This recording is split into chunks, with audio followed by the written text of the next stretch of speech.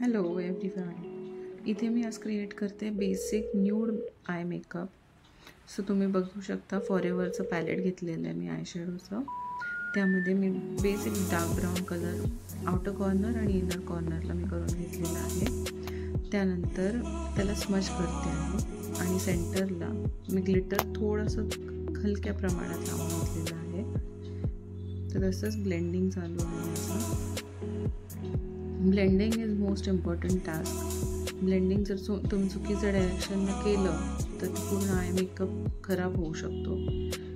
I मेकअपचे brushes तुम्ही तुमच्या कम्फर्टनुसार यूज करू शकता.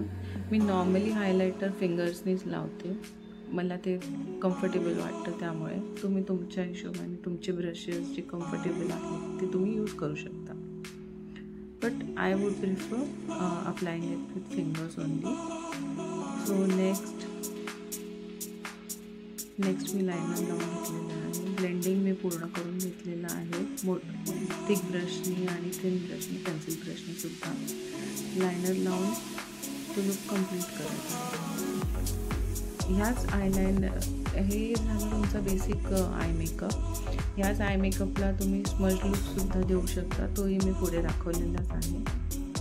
असंच आयलायनर कंप्लीट करून तुम्ही तसाही ठेवू शकता किंवा त्याला एक स्मज लुकसुद्धा देऊ शकता. तोही खूप सुंदर दिसतो.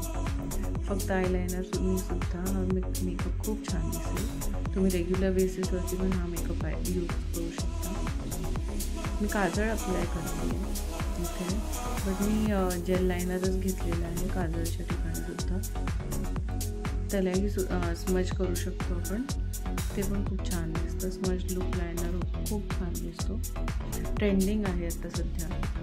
सो तुम्ही बघू शकता मी फ्लॅट ब्रश यूज करते, पेन्सिल ब्रश यूज करते. त्यानंतर मी फ्लॅट ब्रशने लायनर स्मज करून घेणार आहे आणि काजळ स्मज करणार आहे. खूप सुंदर लुक क्रिएट होतो हा. तुम्ही तुमच्या ब्राईडला पण यूज करू शकता, नाही तर तुम्ही स्वतःवरती पण हा यूज करू शकता. डेली बेसिसवरती पण तुम्ही हा मेकअप करू शकता. कॉर्पोरेट लुकसाठी सुद्धा हा खूप सुंदर जातो. नक्की ट्राय करा आणि मला कमेंट्समध्ये कळवा तुम्हाला हा लुक कसा वाटलेला आहे. हे मी पुन्हा पेन्सिल ब्रश घेऊन आउटर कॉर्नर्सला स्मच करत आहे. जो लायनर लावला आहे त्याचा आपल्याला लाईन्स दिसता कामा नये यासाठी स्मच करत आहोत. तुम्ही तुमच्या कम्फर्टनुसार फ्लॅट ब्रश यूज करा, पेन्सिल ब्रश यूज करा, काही यूज करू शकता. मी आता लोअर लिडला सुद्धा सेम कलरनी स्मच करून घेत आहे की क्रीजेस नाही यायला पाहिजे किंवा आपलं काजळ स्प्रेड नाही व्हायला पाहिजे. ह्यासाठी जर तुम्ही आउटर लाईन केली नाही लोअर साईडला तर तुमचं काजळ स्प्रेड होण्याचे चान्सेस जास्त असतात. सो मी मोस्टली पावडर कोटिंग करते त्या काजळ साईडला. तुम्ही सुद्धा ट्राय करून बघा तुम्हाला कसं वाटतं. आणि हा लुक माझा ऑलमोस्ट कंप्लीट आहे. तुम्ही नक्की ट्राय करा आणि मला कळवा. For any bridal booking